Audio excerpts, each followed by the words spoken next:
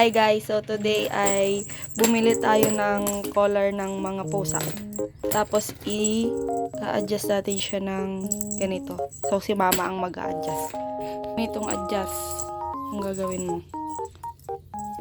Dapat ganito yung size niya. So i-adjust mo yan. Saan bang adjust dito?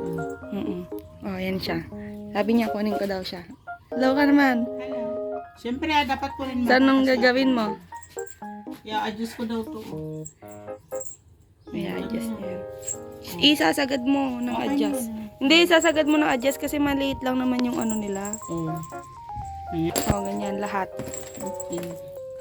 Ano ba?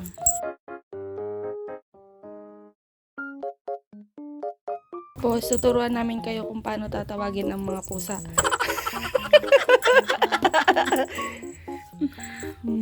Sandali lang yan. Sandali lang natin tatawagin yung mga pusa. Kasi ngayon, walang mga pusa guys. Oh, wala ang mga pusa. Mamaya tatawagin natin sila. Andito na sila lahat. Saglit lang yun. Isang tawag lang yan. Guys, tatawagin na natin ang mga pusa. Sige, tawagin mo na. Ganyan namin sila tawagin. Naku, pinapahiya ka, wala sila ma. Paglit lang. Ako ng iba. Kukuha daw siya ng pagkain. Hey guys! Alam yata nilang... Ayan na sila, Ayan na, no. Isa, dalawa, tatlo na sila guys.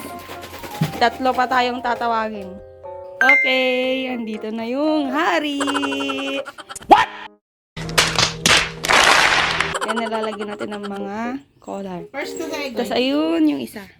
Unahin nating lagyan ng collar ay yung boss. Hello, boss! Ay, masikip. Hello.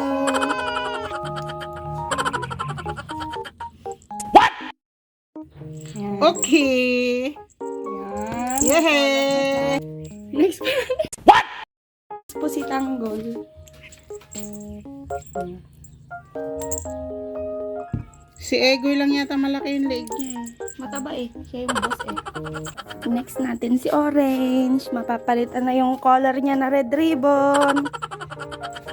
Alisin mo muna yung red ribbon niyang collar. Ayan. Yay! Yehey! Graduate! Next! Ito po si Ruby at si Balda. Yung baba ko may may oxycure. Natanggal na din yung collar niya na gold. Okay.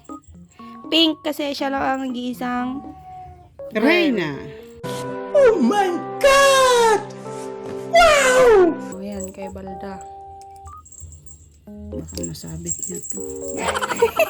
Mas malaki pa yung collar niya kaysa sa kanya.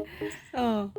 So, sa lahat po ng kapitbahay namin, pag may nakita po kayong pusa na may collar na color red, pusa po namin yon. Tsaka yung nag-iisang color pink. Yan.